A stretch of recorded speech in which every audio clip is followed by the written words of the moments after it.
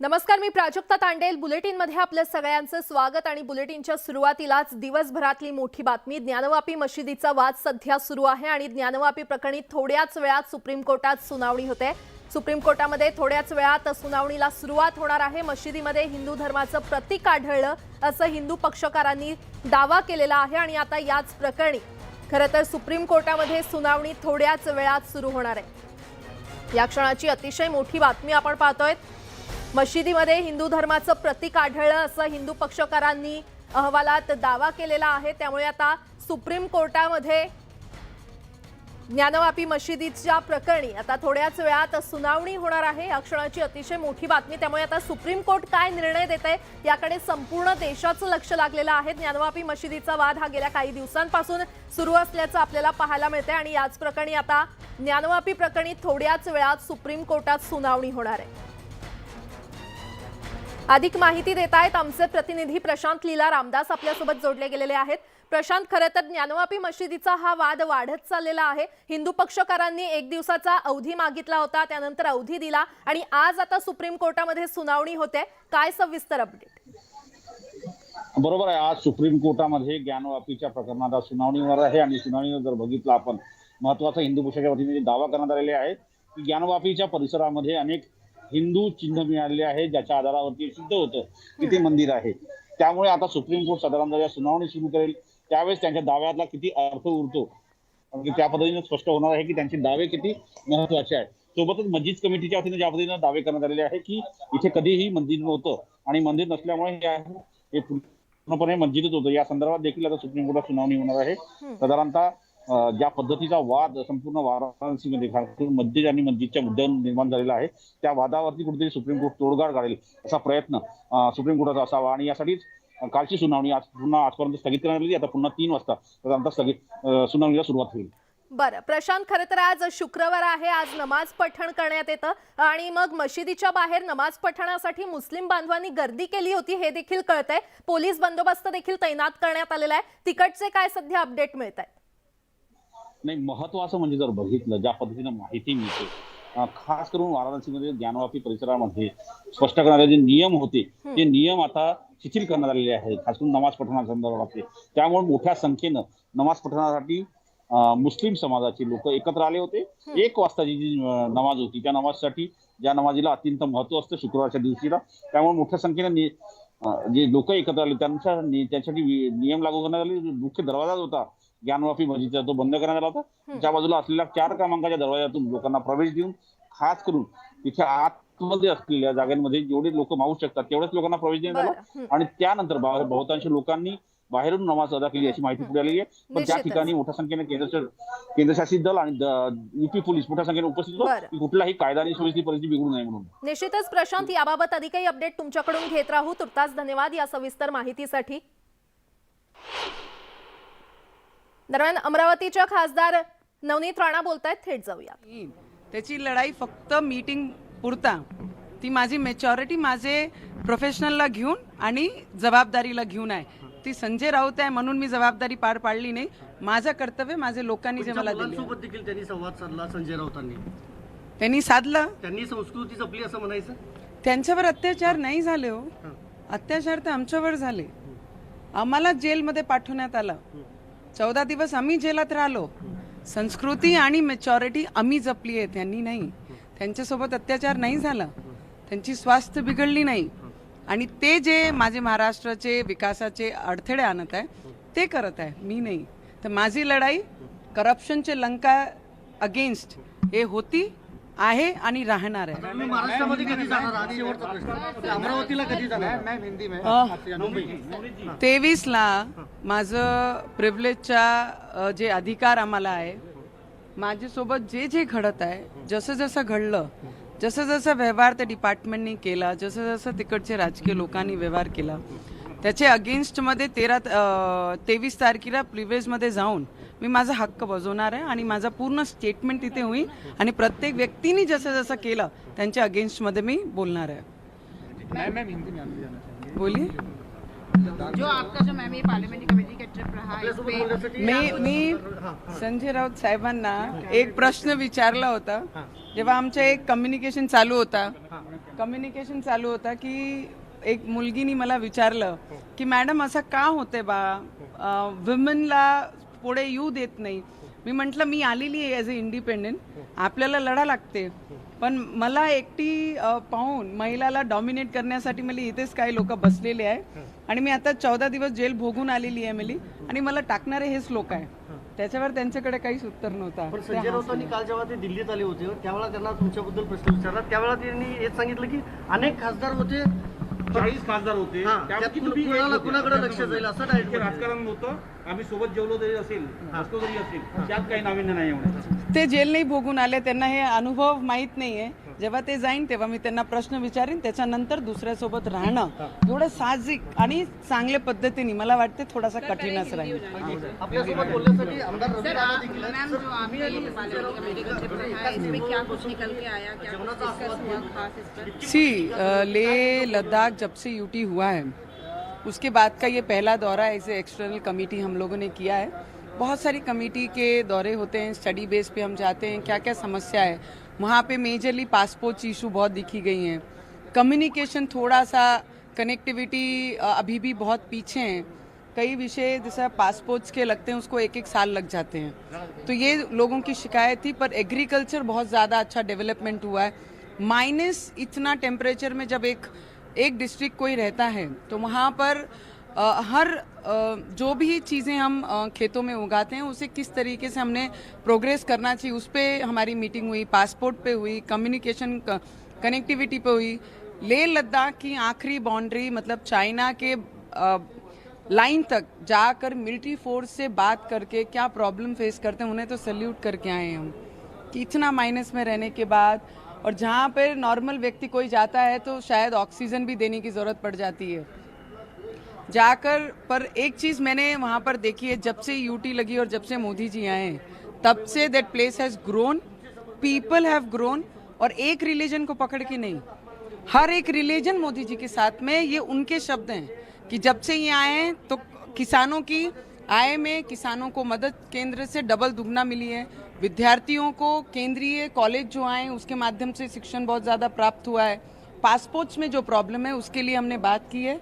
Connectivity में जो problem है आने वाले समय में ज़रूरत पड़ेगी तो हम पार्लियामेंट में भी ज़रूर उठाएंगे. संजय राउत के साथ एक फोटो कल वायरल हुई, एक तरफ महाराष्ट्र में मुझे लगता है कि जैसे कमेटी में बहुत सारे एमपीज हमारे होते हैं, वो भी एक एमपी हैं और उनको देख के अगर मैंने मेरा दौरा कैंसिल कर दिया तो मैं मेरे प्रोफेशनलिज्म के साथ में बहुत बड़ा अन्याय करूंगी. और मुझे लगता है मेरी स्टडी जो हमारी कमेटी जाती है वो स्टडी करना बहुत ज़रूरी है. फिर दुश्मन सामने आए और महाराष्ट्र की हमारी संस्कृति है महाराष्ट्र की कि बाहर जाके वो तरीके से पेश नहीं आना चाहिए. दुश्मनी तो हमें पता है हम किस चीज़ के लिए कर रहे हैं, महाराष्ट्र के प्रोग्रेस के लिए कर रहे हैं. अत्याचार तो मुझ पे हुआ है तो मुझे लगता है मेचोरिटी तो हमने दिखाई है. 14 दिन उनके गवर्नमेंट ने हमको जेल में रखा है. हमारी मेचोरिटी कि हमने उनके साथ में कितने अच्छे से पेश आए कि वो उनका उम्र का लिहाज करके उनके साथ में हमने बिहेव किया है. मेरे कामों में मैंने प्रोग्रेस के लिए लड़ाई की है और ये करप्शन की लंका हटाना है और उसके विरोध में मैं पहले भी थी, अब भी हूँ और आगे भी रहूंगी, उसमें कोई शंका नहीं है. सर 2 क्वेश्चन है सर. मैम कमेटी की जो ये सर्वे था इससे क्या कुछ निकल के आया? इसमें बहुत सारी चीज़ें हैं. जैसे कनेक्टिविटी का बहुत बड़ा मुद्दा लेह लद्दाख में है जो नॉर्मली विद्यार्थी स्टूडेंट से लेकर बड़े से लेकर सभी ने वो महसूस किया, हमने खुद महसूस किया. वो कनेक्टिविटी जल्द से जल्द लोगों को मिलनी चाहिए. उसके बाद किसानों की इसमें बहुत बड़ा प्रोग्रेस ये जब से यूटी बना है और जब से मोदी जी आए हैं तब से उनको मुझे लगता है 3 गुना 4 गुना ज़्यादा उनको बेनिफिट्स फार्मर्स को ये सरकार के द्वारा दी जा रही है. विद्यार्थियों को केंद्रीय कॉलेज देकर उनके शिक्षण में बहुत बड़ी मदद दी जा रही है. तो ये सब चीज़ें अगर आप देखेंगे और हमारी जो मिलिट्री फोर्स नेवी जो काम कर रही है चाइना बॉर्डर तक, मुझे लगता है उन्हें तो सैल्यूट करना पड़ेगा क्योंकि जिस तरीके से वो वहाँ रह के हमें सिक्योर करने का काम कर रहे हैं शायद ही कोई कर सकता है. मैम आज वो जो है पीएम मोदी ने एड्रेस किया, बताया कि उनकी सरकार के 8 साल पूरे होने वाले हैं और उन्होंने बोला आगे वाले टाइम पर जो है वुमेन के लिए, पुअर लोग के लिए काम करना चाहिए. आप लद्दाख से होकर आए हैं, वुमेन का क्या इशू आपको? तर माझ्यावर अत्याचार झालेले आहेत, त्यामुळे भ्रष्टाचार विरोधी लढाई ही सुरूच राहील, असं नवनीत राणा यांनी नुकतंच माध्यमांशी म्हटलेलं आहे. वळूयात पुढच्या बातमीकडे. मनसे अध्यक्ष राज ठाकरेंचा 5 जून रोजीचा नियोजित अयोध्या दौरा हा स्थगित करण्यात आलेला आहे. खुद्द राज ठाकरेंनी ट्विट करून दौरा तुर्तास स्थगित केल्याची माहिती दिलेली आहे. हा दौरा रद्द करण्यात आला असला तरी रविवारची पुण्यातील सभा मात्र होणार आहे. या सभेमध्ये दौऱ्याबाबत अधिक माहिती देऊ, असं राज ठाकरे यांनी ट्विटमधून स्पष्ट केलंय. प्रकृतीच्या समस्यांमुळे राज यांचा हा बहुचर्चित दौरा पुढे ढकलण्यात आल्याची माहिती सूत्रांनी दिली आहे.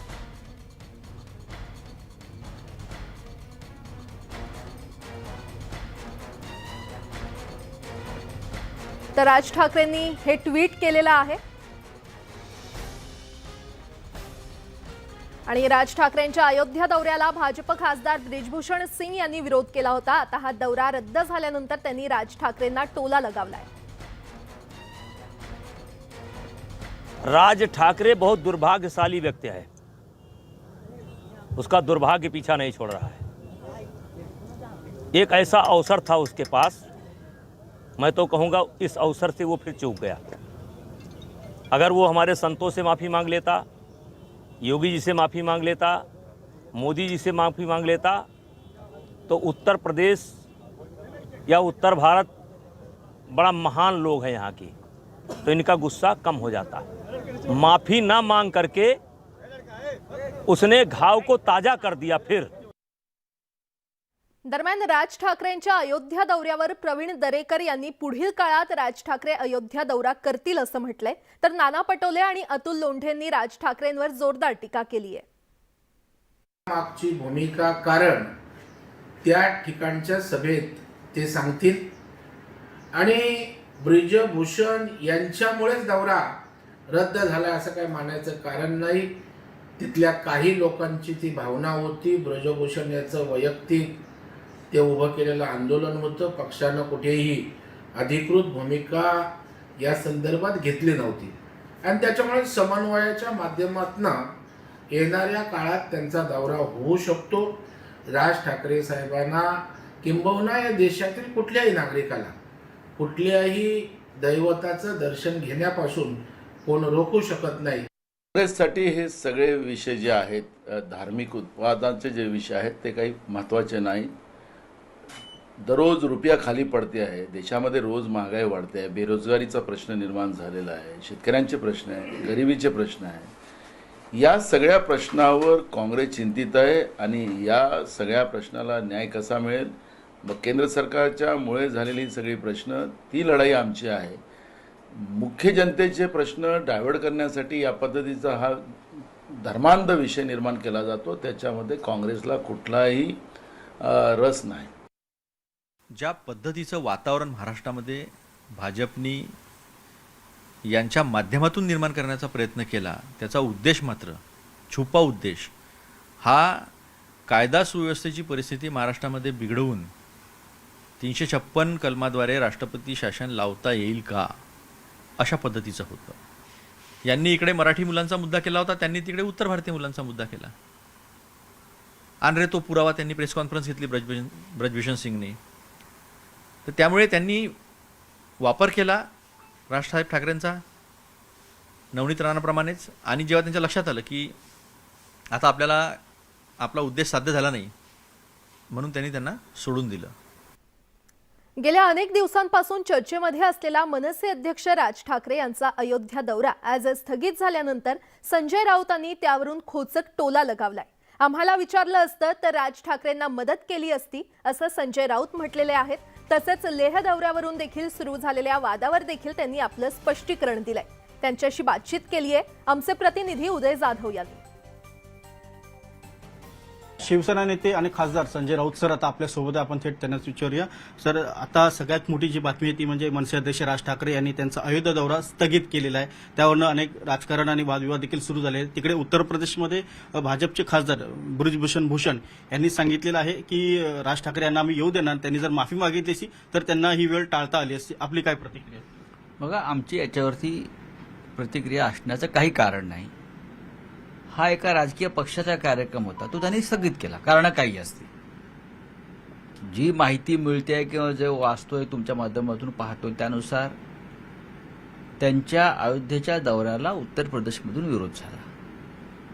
उत्तर प्रदेशमधले एक प्रमुख नेते ब्रजभूषण सिंग शरण जे आहेत त्यांनी मोठ्या प्रमाणामध्ये एक आंदोलन उभं केलं या विरोधासाठी आणि ते यशस्वी झालं असं दिसतं एकंदर.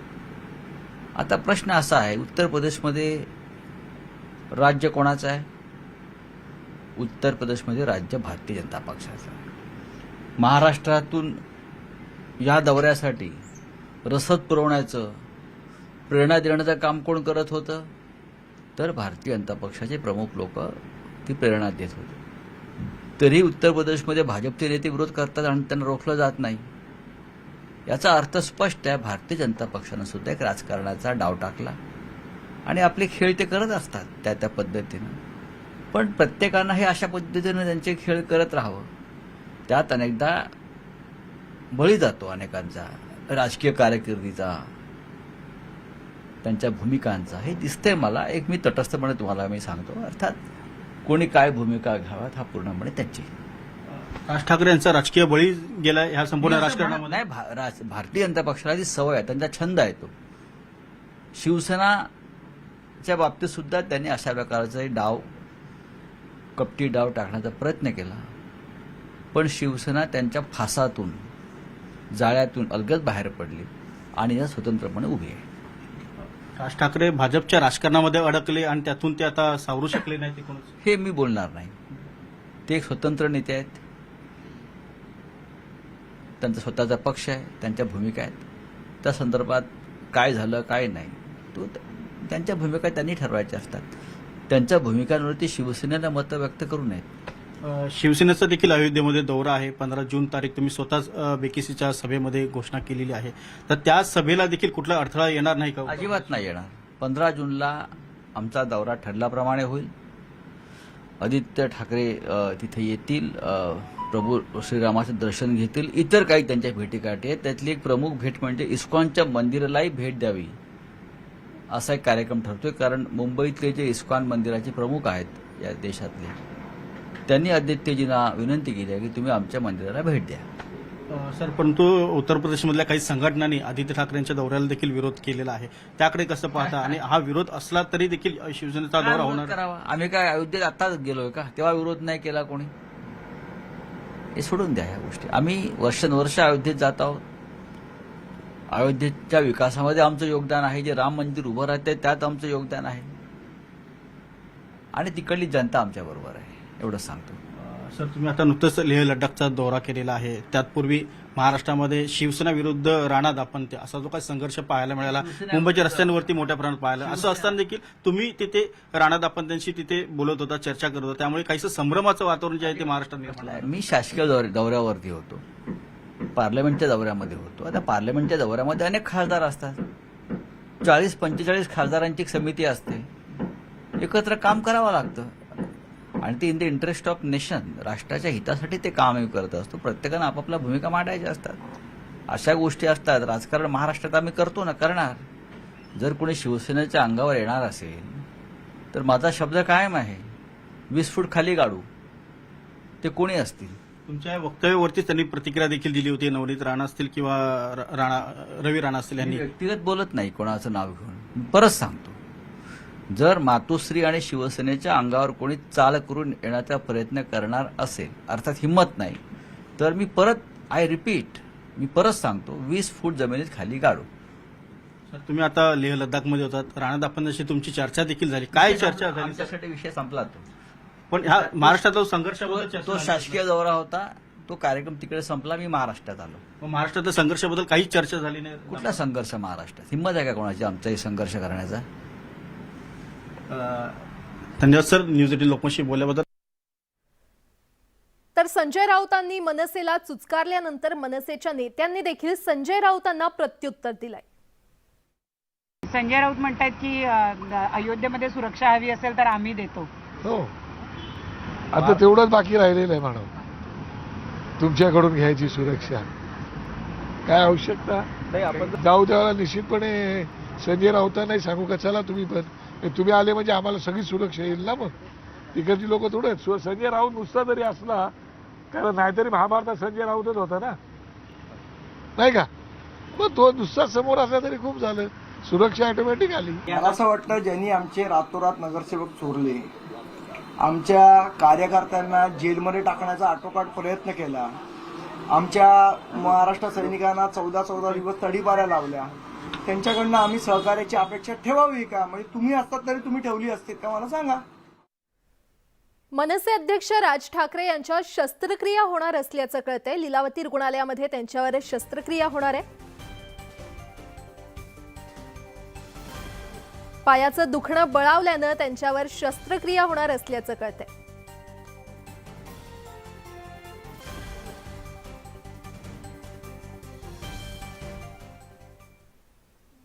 दरम्यान राज ठाकरे हे पुण्यासाठी रवाना झालेले आहेत. रविवारी पुण्यामध्ये राज ठाकरे यांची जाहीर सभा होणार आहे. या सभेमध्ये ते अयोध्या दौऱ्यासंबंधी बोलणार आहेत आणि पुण्यात होणाऱ्या सभेबद्दल मनसे नेते बाळा नांदगावकर यांनी माहिती दिली आहे.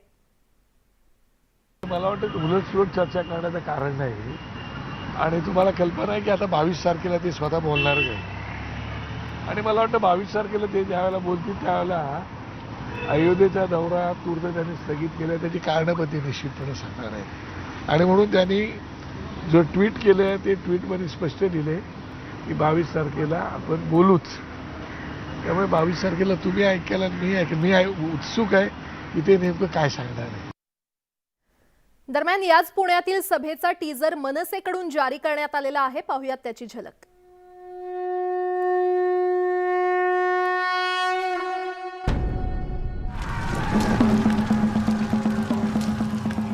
सरळ भाषेमध्ये समजत नसेल ना ते एकदा काय ते तिच्या आईला होऊनच जाऊन दे.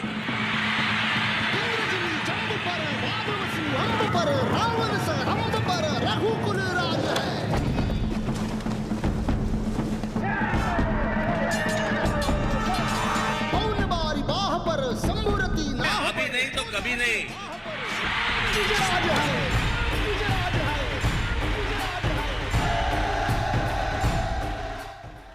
अटकपूर्व जामीन मिळाल्यानंतर मनसे नेते संदीप देशपांडे यांनी आपली बाजू मांडली. यावेळी त्यांनी राज्य सरकारवर जोरदार टीका केली आहे. आम्ही सरकार विरोधात बोलू नये यासाठी खोटा गुन्हा दाखल केल्याचं त्यांनी म्हटलेलं आहे. तर महिलेला धक्का लागल्याचा पुरावा दिल्यास राजकारण सोडून देईल असं देखील आव्हान संदीप देशपांडे यांनी दिलंय.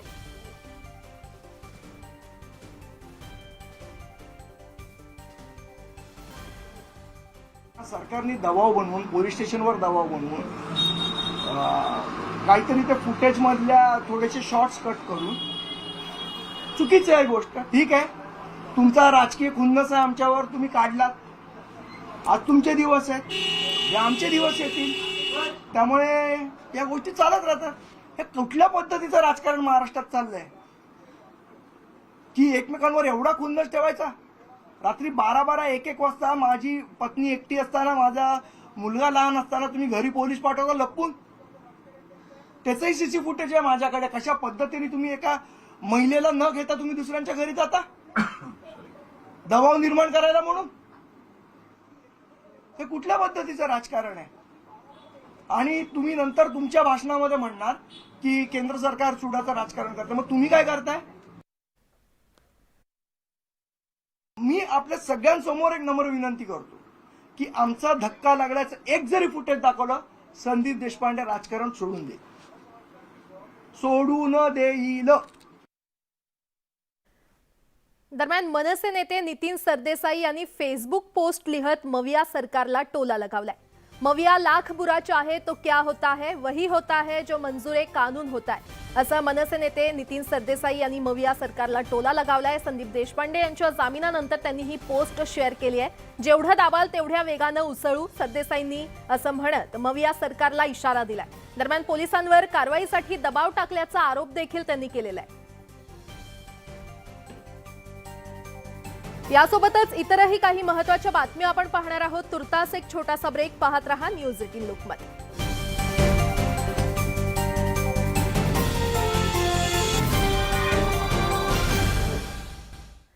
ब्रेकनंतर पुन्हा एकदा स्वागत आणि आता बातमी मुंबई महापालिकेची। मुंबई पालिका माझगावमध्ये उर्दू केंद्र बांधणार असल्याची माहिती समोर आली आहे। उर्दू केंद्र बांधण्यासाठी निविदा मागवण्यात आलेल्या आहेत। पालिकेकडून 12,88 लाखांची निविदा काढण्यात आली आहे। तर माझगावमध्ये हा प्रकल्प व्हावा ही संकल्पना शिवसेनेच्या पुढाकाराने मांडली गेली होती आणि बीएमसीच्या स्थायी समितीचे माजी अध्यक्ष यशवंत जाधव यांनी प्रतिनिधित्व केलेल्या माझगाव भागात हे उर्दू भवन असेल। यशवंत जाधव त्यांच्या पत्नी यामिनी या भायखळा मतदारसंघाच्या आमदार आहेत, ज्यामध्ये हा प्रकल्प आहे।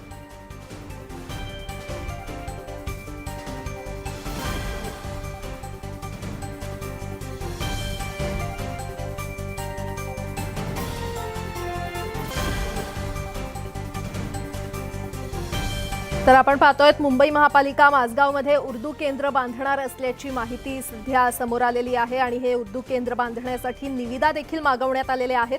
पालिकेकडून 12,88 लाखांची निविदा काढण्यात आलेली आहे। माझगावमध्ये हा प्रकल्प व्हावा ही संकल्पना शिवसेनेच्या पुढाकाराने मांडली गेली होती, त्यामुळे आता हे उर्दू केंद्र बांधणार असल्याची माहिती समोर येते। मुंबईमध्ये 29 नगरसेवक हे मुस्लिम आहेत आणि मुंबईत 20% अधिक मुस्लिम लोकसंख्या आहे। 50 जागांवर मुस्लिम मतं महत्वाची आहेत, त्यामुळे शिवसेनेचं हे उर्दू प्रेम आपल्याला पाहायला मिळतंय। भाजपचे आमदार नितेश राणे आपल्यासोबत जोडले गेलेले आहेत। नितेशजी, आपण पाहतोय मुंबई महापालिका उर्दू केंद्र बांधणार असल्याचं कळतंय, निविदा देखील मागवण्यात आलेल्या आहेत, आपली प्रतिक्रिया? काही दिवसा अगोदर पर्यटन मंत्री आदित्य ठाकरेजींनी असा उल्लेख केलेला की बाळासाहेबांना महाविकास आघाडी बनलेल्याबद्दल आनंद झाला असता। आता अशा पद्धतीचे विविध कार्यक्रम आणि उपक्रम हे जे शिवसेना प्रणित महापालिका घेते आहे, ती नेमकं आता बाळासाहेबांची शिवसेना राहिली आहे का, हा खऱ्या अर्थाने प्रश्न विचारण्याची वेळ आलेली आहे। यांनी खरं म्हटलं तर बाळासाहेबांचे फोटो लावणं बंद केलं पाहिजे, कारण का बाळासाहेबांनी उभ्या आयुष्यामध्ये हिंदुत्वाशिवाय दुसरा कुठलाही विचार केला नाही, नेहमी हिंदुत्वासाठी कडवट भूमिका घेतली आणि आज त्याच बाळासाहेबांची शिवसेना जेव्हा अशा पद्धतीचे प्रकल्प राबवताना दिसते, तर निश्चित पद्धतीने आज बाळासाहेब असते तर त्यांना त्यांच्या संघटनेच्या आणि पक्षाची लाज वाटली असते। बरं, खरं तर नितेशजी, आपण पाहिलं सेना एकीकडे हिंदुत्वाचा नारा देत असते, मुख्यमंत्र्यांनी देखील म्हटलं होतं आमचं हिंदुत्व हे गदादारी हिंदुत्व आहे, मात्र आता हे उर्दू प्रेम देखील शिवसेनेचं दिसून येत आहे। हे मुस्लिम मतदारांना खुश करण्याचा हा एक प्रकार वाटतोय, प्रयत्न वाटतोय? ही सत्तेची लाचारी आहे, एक लक्षात घ्या। शेवटी एका पक्षाला स्वतःची ओळख काय ठेवायची हेच अगर कळत नसेल, अगर एका बाजूना खरा हिंदुत्व म्हणून मुंबईभर बॅनर पोस्टर लावायचे आणि दुसऱ्या बाजूला अगर ह्या सगळ्या पद्धतीचे कार्यक्रम आणि उपक्रम राबवत असतील, तर शिवसेनेला स्वतःच्या अस्तित्वाचा अर्थ आहे का, हा खरं म्हणलं तर प्रश्न स्वतःला विचारला पाहिजे। तुम्हालाच माहित नाही की तुमची ओळख काय असेल, ओळख काय आहे, तर म्हणजे अशा पक्षाला, संघटनेला तुम्ही मतदान मागण्याचा काय अधिकार आहे? बर, निश्चितच। नितेशजी, धन्यवाद न्यूज 18 लोकमतशी संवाद साधण्यासाठी। दरम्यान एक मोठी बातमी समोर येते। ज्ञानवापी मशीद प्रकरणी सुनावणी सुरू आहे आणि वाराणसीतल्या जिल्हा न्यायाधीशांनी सुनावणी करावी, सुप्रीम कोर्टानं असे निर्देश दिलेले आहेत। या क्षणाची अतिशय मोठी बातमी आपण पाहतोय। ज्ञानवापी मशीद प्रकरणी सुनावणी झालेली आहे। वाराणसीतल्या जिल्हा न्यायाधीशांनी या प्रकरणी सुनावणी करावी असे सुप्रीम कोर्टाने निर्देश दिलेले आहेत। तर सुप्रीम कोर्टाने हे निर्देश दिलेले आपल्याला पाहायला मिळत आहेत। ज्ञानवापी मशीद प्रकरणी सुप्रीम कोर्टात आज 3 वाजता सुनावणी सुरू झाली आणि वाराणसीतल्या जिल्हा न्यायाधीशांनी या प्रकरणी सुनावणी करावी असं सुप्रीम कोर्टाने निर्देश दिलेले आहेत। जिल्हा न्यायाधीशांना हे निर्देश देण्यात आलेले आहेत। ज्ञानवापी मशिदीचा वाद गेल्या काही दिवसांपासून सुरू आहे आणि त्याच प्रकरणी ही सुनावणी सुरू होती। आज 3 वाजता ही सुनावणी सुरू झाली, मात्र आता वाराणसीतल्या जिल्हा न्यायाधीशांनी या प्रकरणी सुनावणी करावी असं सुप्रीम कोर्टाने निर्देश दिले असल्याचं कळतंय। या क्षणाची अतिशय मोठी बातमी आपण पाहतोय। सुप्रीम कोर्टाच्या निर्णयाकडे खरं तर संपूर्ण देशाचं लक्ष लागलं होतं, मात्र आता वाराणसीतल्या जिल्हा न्यायाधीशांनी या प्रकरणी सुनावणी करावी असं सुप्रीम कोर्टानं म्हटलेलं आहे। सर्वेला आव्हान देणाऱ्या याचिकेवर ही सुनावणी झालेली आहे. मात्र जिल्हा न्यायाधीशांनी ही सुनावणी करावी असं सुप्रीम कोर्टानं जिल्हा न्यायाधीशांना निर्देश दिलेले आहेत.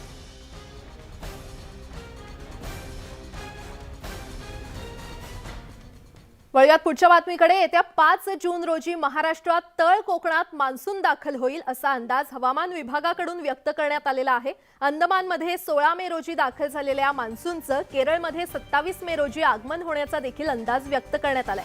यंदा मराठवाड्यामध्ये सामान्यपेक्षा जास्त पाऊस होण्याची शक्यता आहे. तर संपूर्ण महाराष्ट्राचा विचार करता एकूणच समाधानकारक पाऊस राहण्याची शक्यता आहे. महाराष्ट्राच्या दक्षिणेकडील भागात प्रामुख्यानं बाष्पयुक्त वारे दाखल होत असल्यानं या भागात पाऊस हजेरी लावतोय आणि गुरुवारी सोलापूर, सांगली, जालना, उस्मानाबाद, चंद्रपूर आणि यवतमाळसह दक्षिण कोकणात काही भागात पूर्वमोसमी पाऊस झालाय.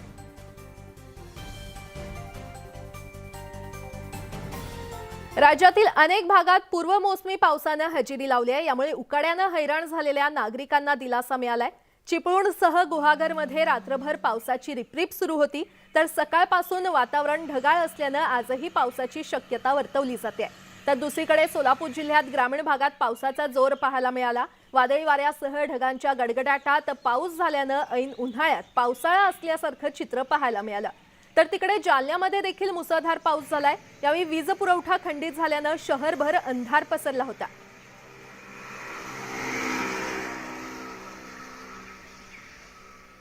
तिकडे सांगली जिल्ह्यामध्ये काल संध्याकाळपासून जोरदार पाऊस कोसळतोय. वादळी वाऱ्यासह सांगलीमध्ये जोरदार पाऊस बरसलाय. जत या दुष्काळी भागात पावसाने जोरदार हजेरी लावली आहे. अनेक नाले, ओढे तुडुंब भरून वाहू लागलेत. तर वळसंग ते पाचापूर पुलावरून पाणी गेल्यानं रस्ता बंद झालाय. पुलावरून पाणी गेल्यानं जत पूर्व भागात संपर्क तुटला असल्याचं देखील कळतंय.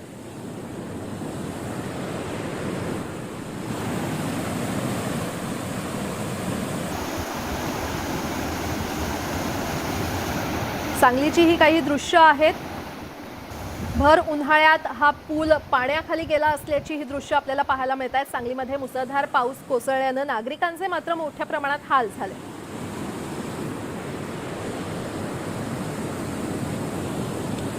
सांगलीच्या दुष्काळग्रस्त भागामध्ये इतक्या मोठ्या प्रमाणात हा पाऊस झालेला पाहायला मिळतोय. कालपासून मुसळधार पाऊस हा दुष्काळग्रस्त भागात कोसळतोय.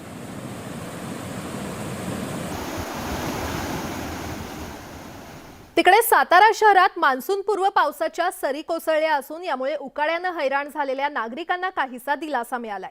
दुसरीकडे महाबळेश्वरमधील चित्र मात्र बदलताना पाहायला मिळालं. महाबळेश्वरमध्ये मोठ्या प्रमाणात धुकं पसरलं असून वेण्णा लेक परिसरातील हा नजारा आहे. या बदलत्या वातावरणामुळे तापमानात कमालीची घट झाल्याचं पाहायला मिळतंय.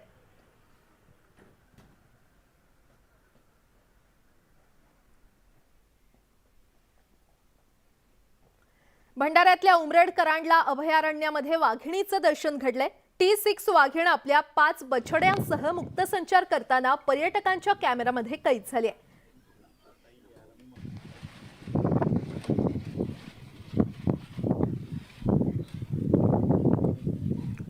पुणे जिल्ह्याच्या जुन्नर तालुक्यातील खिरेश्वर सांगणोरे परिसरात रानगव्याचं दर्शन झालं असून रानगव्याला पाहिल्यावर नागरिकांमध्ये घबराट पसरली असून या रानगव्याला वन विभागानं तातडीनं पकडण्याची मागणी नागरिकांकडून होऊ लागली आहे. रानगव्याला पाहिल्यानंतर नागरिकांमध्ये भीतीचं वातावरण पसरलंय. जुन्नरमधली ही दृश्य आहेत. जोडू नको आणि खाल जमाल ठेवू नको. चला.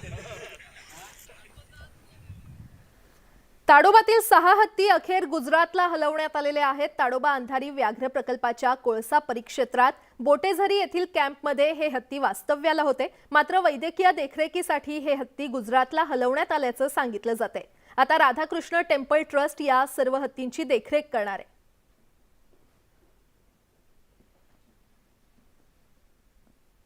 यासोबतच बुलेटिनमध्ये आणखीन एक छोटासा ब्रेक. पाहत रहा न्यूज 18 लोकमत.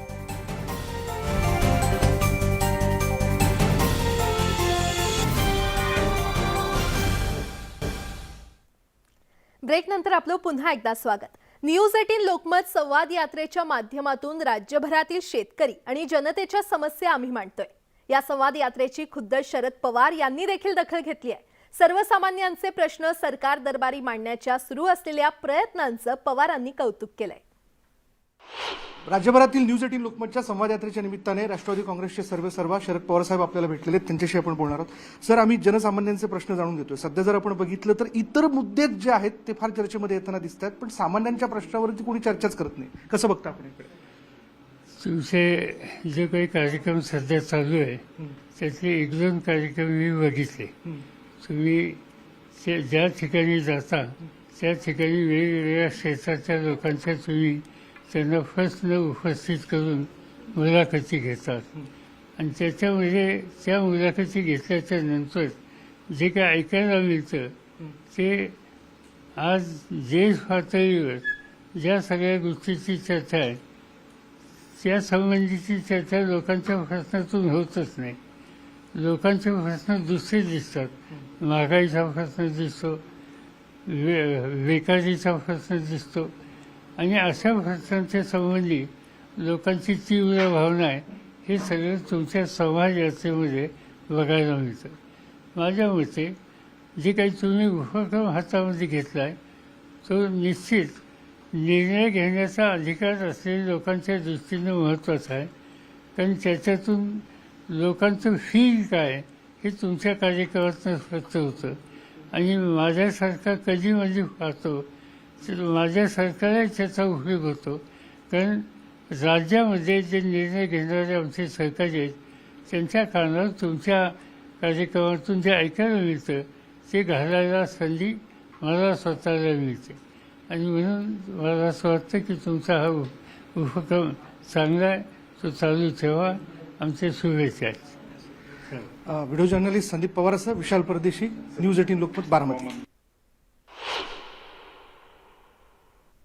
झणझणीत मिसळ ही कोल्हापूरची ओळख. लाल भडक तर्री असलेल्या मिसळवर कोल्हापूरकर नेहमी ताव मारतात. एका बाजूला कोल्हापुरात पावसानं आल्हाददायक वातावरण निर्माण झालं असतानाच दुसऱ्या बाजूला मिसळ महोत्सव म्हणजे कोल्हापूरकरांना पर्वणीच. शाहू कृतज्ञता पर्वानिमित्त भरवण्यात आलेल्या या मिसळ महोत्सवाला झुंबड उडाली नसली तरच नवल. पाहुयात याच मिसळ महोत्सवाचा आमचे प्रतिनिधी ज्ञानेश्वर साळोखे यांनी घेतलेला हा आढावा.